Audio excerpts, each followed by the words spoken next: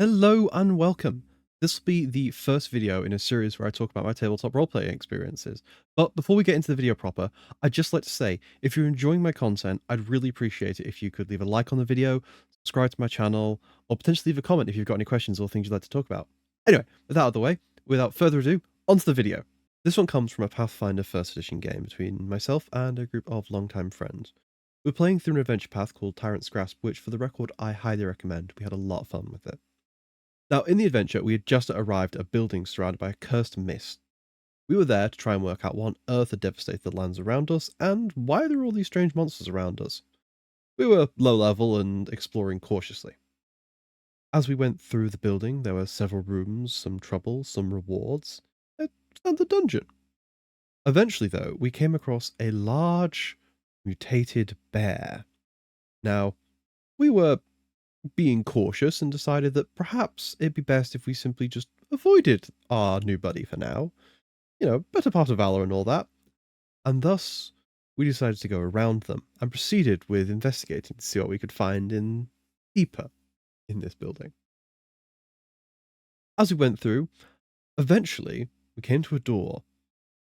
Not bothering to check anything, we opened it and swiftly moved forwards, at which point the GM told us all just to pause for a second. Don't move, don't worry about it. As all of our tokens were suddenly removed as we were informed, a bright light flashes. You had just triggered a teleportation trap, which had scattered us all across the floor we had just explored. With the bear. So, in one of the rooms on the floor that we were now all separated on, there was a large, angry bear.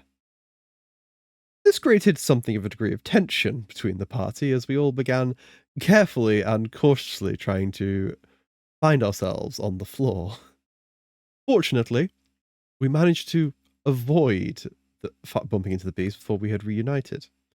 However, we then did find it blocking our way ahead, but being prudent and peaceful individuals, we decided to simply engage in some edible diplomacy, offering the beast some spare rations.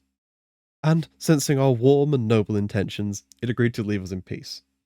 And it left out into the mist to explore and have its own adventures. But the fear of our party as we moved around that floor, separated alone, unsure of which growling door would lead us to a bear, that'll stick with me.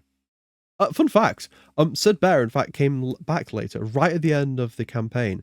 During our final battle via the final boss of this adventure, once we had gathered our legends, heroes, allies, and angels, we were joined finally by our old friend, one very confused bear, here to return the favour.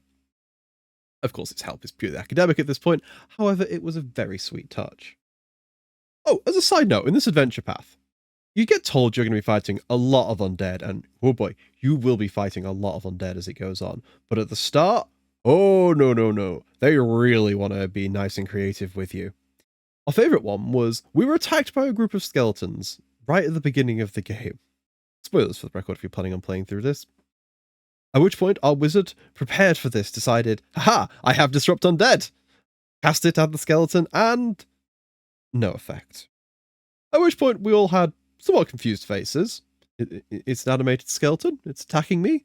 How is this not a skeleton? At which point the GM politely informed us that Paizo was having one of their moments.